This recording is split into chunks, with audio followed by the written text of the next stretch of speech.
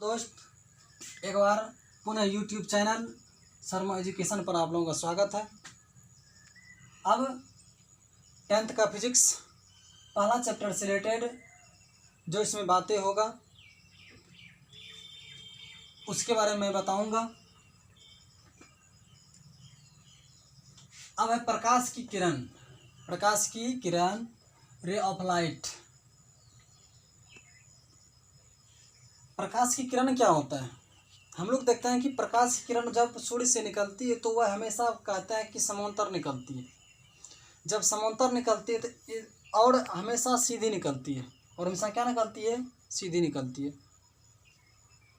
तो इसीलिए एक सरल रेखा पर, एक सीधी रेखा पर, एक सरल रेखा पर चलने वाली प्रकाश को प्रकाश की किरण कहते हैं। एक सरल रेखा पर चलने वाले प्रकाश को प्रकाश की किरण कहते हैं, रे ऑफ लाइट कहते हैं। अब किरण पुंज क्या होगा? किरण समझे हम लोग, पुंज मतलब समूह। प्रकाश की किरणें के समूह को किरण पुंज कहते हैं।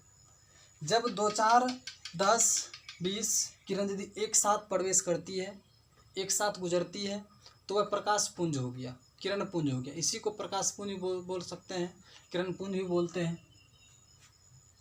तो इसीलिए प्रकाश की किरणें के समूह को किरण पुंज कहते हैं।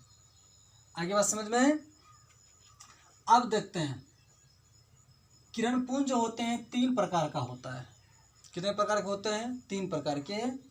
पहला आता है अपसारी किरण पुंज। अपसारी किरण पुंज।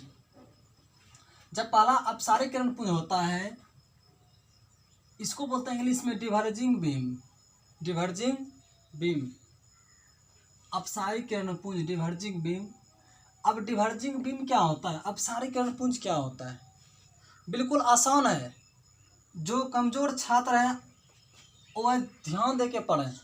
मैं दावा करता हूं कि आप लोगों को मैं फिजिक्स मैथ यानी 10th चैप्टर से रिलेटेड जो भी मैथ होगा और साइंस चैप्टर से जो फिजिक्स केमिस्ट्री बायो जो भी होगा, मैं आप लोगों को अच्छी जानकारी दूंगा और आप लोग वीडियो में बने रहें। तो अपसारी किरण पुंज, डिवर्जिंग बीम, जैसे कि आप बिंदु देख रहे हैं, डिवर्जिंग बीम होता है कि एक बिंदु से निकलती है। यहाँ एक बिंदु माना कि ये बिंदु है। जब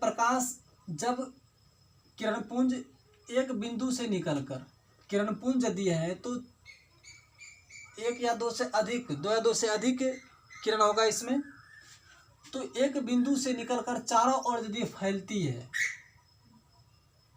तो इसे हम लोग कहते हैं अपसारी किरण पुंज। यानी एक बिंदु से निकलकर चारों ओर फैलना। इसीलिए इसका डिफिनीशन जो करेंगे, वैसा किरण पुंज जो एक बिंदु से निकलकर, जो लिखना चाहते हैं वह कॉपी कलम निकाल के रखेंगे और आप लोग लिख सकते हैं कि वैसा किरण पुंज जो एक बिंदु से निकलकर चारों ओर फैलती है।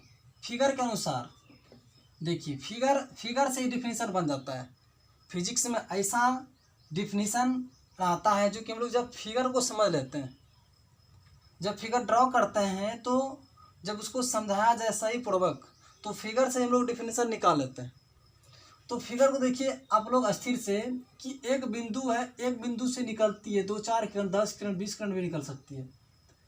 तो एक बिंदु से निकलकर चारों ओर यदि फैले, इसे हम लोग अपसारी किरण पुंज कहते हैं। यानी एक बिंदु से निकलकर चारों ओर फैलना, उसे क्या कहते हैं? अपसारी किरण पुंज। वैसा किरण पुंज जो एक बिंदु से निकलकर चारों ओर फैलती है, उसे अपसारी किरण पुंज कहते हैं। देखिए बिल्कुल आसान है।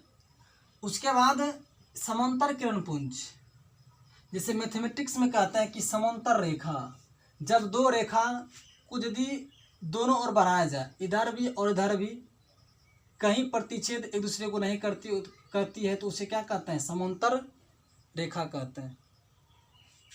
तो उसी प्रकार से समांतर किरण पुंज होगा जो एक दूसरे के समांतर हो, इसके समांतर या फिर इसके समांतर या पैरेलल हो, दोनों सभी एक दूसरे के पैरेलल हो, तो वह समांतर किरण पुंज, ठीक है ना, एक दूसरे के समांतर हो जाए।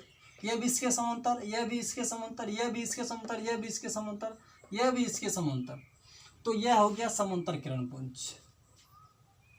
तो इसीलिए इसका डेफिनेशन वैसा किरणपुंज जो एक दूसरे के समांतर हो, पैरेलल हो, उसे समांतर किरणपुंज कहते हैं।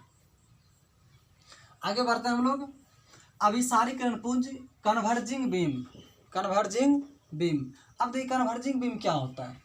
इसमें जो आप लोगों को बताया, एक बिंदु से चारों ओर फैलना, तीर चिन्ह दिया है इधर, तीर चिन्ह हमको यह बता रहा है कि प्रकाश किरण एक बिंदु से निकलकर चारों ओर जा रही है, फैल रही है।